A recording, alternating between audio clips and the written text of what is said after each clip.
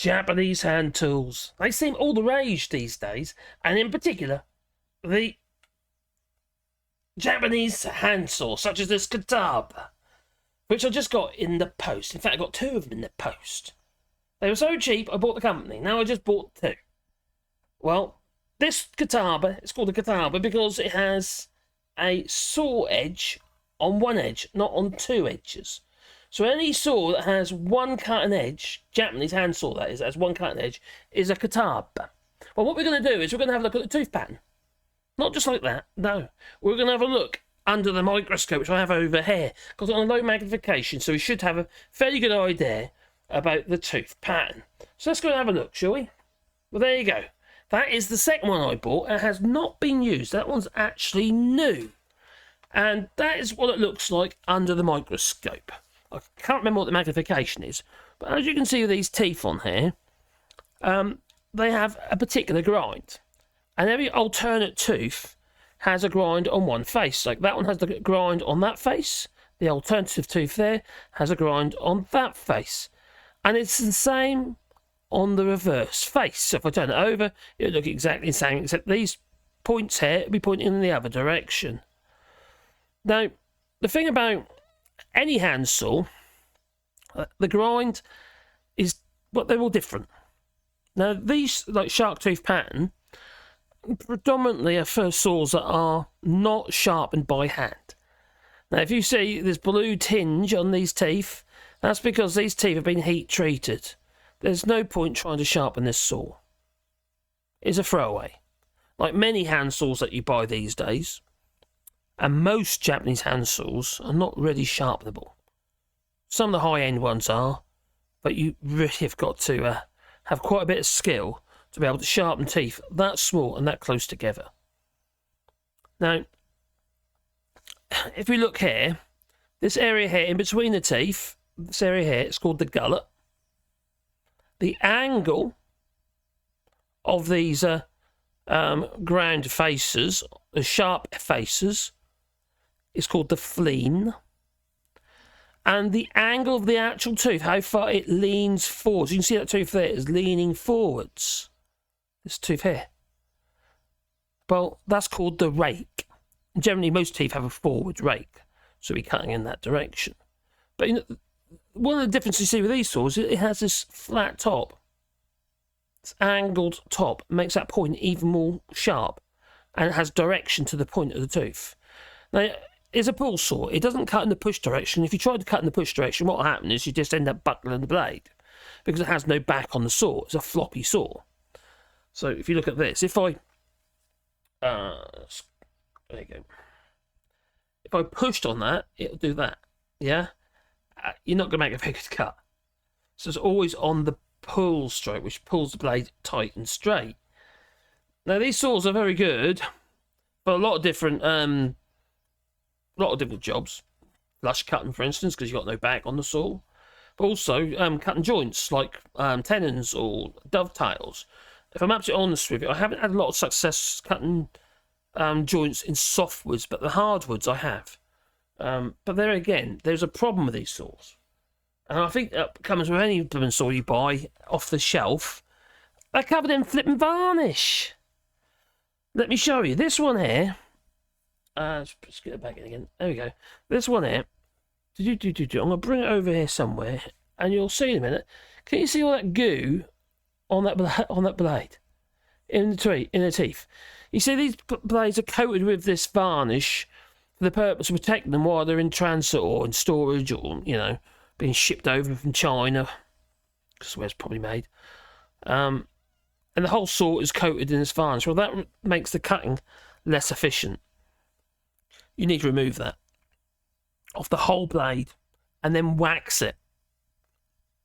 Get some tool wax or any beeswax will do the job, to be honest, and wax them and do it regular. And you'll have nice lubricant there and make the saw much easier to use. You see these teeth, they also have a thing called a set. Now, I can't show you on the fair because you'd have no depth of field on a microscope. But basically, what happens is one tooth is this tooth here is bent a little bit towards me, and that tooth there is bent a little bit away from me. To me, from me, to me, from me. So it's alternate. So yeah, to me, from me, to me, from me. And you use a thing called a saw set to do that. Well, these ones are done in the factory, because if you try to actually set these teeth yourself, likely they'll snap off because they've been hardened. Hence that blue tinge. These are heat-treated blades. Like I say, most Japanese hand saws and many saws that you buy these days, you can't sharpen yourself very easily. You can get some diamond sharpeners, and you can sharpen hardened saws that way, but I don't recommend that. There's no point because they're so cheap, you know. Saying that, I must admit, I sharpen my saws a little bit different to what the manufacturer would suggest. So I sharpen the saw for me, how I like it. So that's the benefit of having your own handsaw. See, it's got varnish all over it. You see all these little lumps? These little lumps everywhere. There's one there, look, one there. Lumps, all over the place. Obviously, it's going to make it harder to control the saw. Now, what we'll do now, I'll show you the blade that's been used. So, the one I've used over here, and I started cleaning some of the varnish off, but I haven't managed to get it all off yet, to be honest.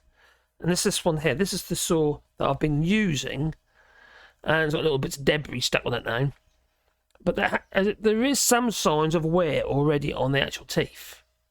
I've only been using it on softwood, but I think that's the same on any handsaw. You see, it's still got that residue.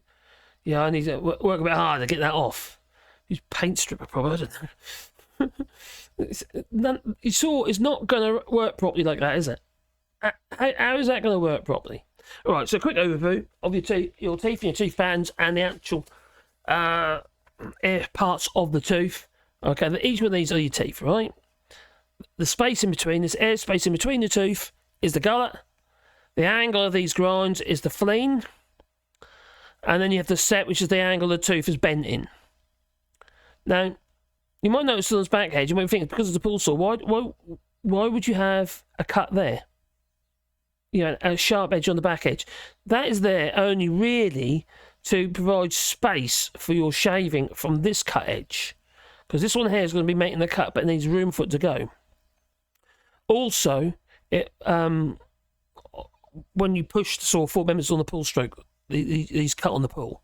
So when you push the saw, it should help the saw fly through without it catching.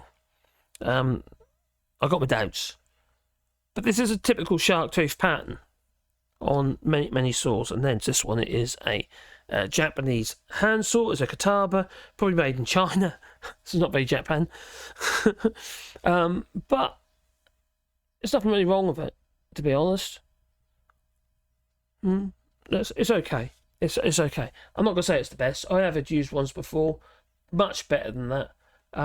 But when you're actually paying quite a lot of money for them and they're not sharpenable, it's chucked away, isn't it? But the money isn't, you know. So I tend to use my own resharpenable hand saws, my Western pattern hand saws, such as my Distance, the Tyzax, Spear & Jackson's, Zilos, you know, old saws, ones I've collected over many years. Now, but there again, I will use this. I will use it, you know. Now, the thing about these is you can actually use this to cut the bottom of a door, because you can get under the door, you see. You'll be surprised how quick you can cut through the bottom of a door with one of these. Anyway, it's time for me to go, and I'm going to clean this varnish off. I just thought I want to show you. I just thought it'd be quite good to show you the tooth pattern on a Kataba hand saw. Well, it's time for me to go. So to tell you, please boot the old like button and subscribe, and maybe the little bell icon, because then you get a warm fuzzy feeling in your pocket every time I upload another video. But it's time for me to go, so I'm going to say ta-ta, you know. So ta-ta.